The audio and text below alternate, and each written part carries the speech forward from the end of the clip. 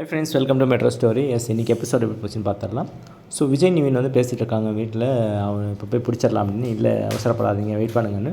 உடனே வந்து முத்துமலரும் சிந்துவும் 2 பேரும் வீட்டிலேருந்து கிளம்புறதை பார்க்குறாரு நிவின். அவங்க கிளம்புறாங்க விஜய் அப்படின்னு. சரி இருங்க பிரதர், பார்த்துடலாம் அப்படின்னு சொல்லி வெயிட் பண்ணி ஃபாலோ பண்ணலாம். கிருஷ்ணா தான் நமக்கு முக்கியம்னு சொல்லிட்டு ஃபாலோ பண்ணிவிட்டு பின்னாடியே போகிறாங்க. போன இடத்துல கிருஷ்ணா இல்லை, எங்கேன்னு ஃபோன் பண்ணும்போது எங்கே தான் இருக்கிற வாங்கன்னு சொல்லி காரில் அவர் வெயிட் பண்ணிருக்காரு. அப்புறம் அவங்க போயிட்டு காரில் உட்காந்து ஸ்டார்ட் பண்ணுற நேரத்தில் விஜய் வந்து ஆப்போசிட்டில் நின்று பார்க்குறாரு. ஸோ அதை விஜயை பார்த்தோன்னே அவங்களும் பயந்துடுறாங்க.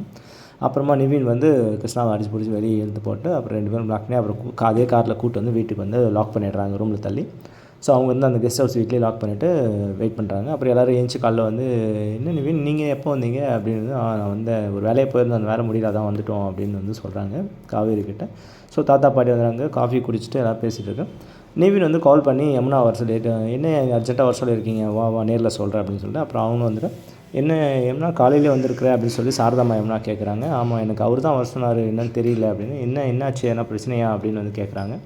இல்லை அதெல்லாம் ஒன்றும் இல்லை, இருங்க நான் சொல்கிறேன் அப்படின்னு சொல்லிட்டு இந்த மாதிரி கிருஷ்ணா ஃபேமிலி வந்து கிருஷ்ணா டவுட் இருந்ததை ஃபாலோ பண்ணி போனேன். அவன் வந்து ராகு கூட பேசியிருக்கோன்னு எல்லாருமே ஷாக் ஆகுறாங்க.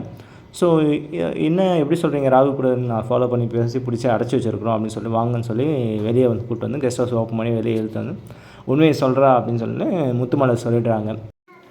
ஸோ சந்தானம் வந்து நான் பார்த்தது கூட கிடையாது, அவர் புருஷன் சொன்னது பசுபதி சொல்லி தான் நாங்கள் அந்த மாதிரி நடித்தோம் அப்படின்னோடனே உடனே பாட்டி வந்து பார்த்தியா உங்கள் மேலே தான் பாசம் வச்சுருக்கிறேன் சந்தானம், நான் சொன்னேன் இல்லை சாரதா அப்படின்னு. சாரதாம்மா உடனே ஃபீல் பண்ணி அழுகிற சீன் தான். என்ன சொல்கிற அப்படின்னு சொல்லிட்டு எல்லாருமே ஷாக் ஆகி தான் போய் நிற்கிறாங்க.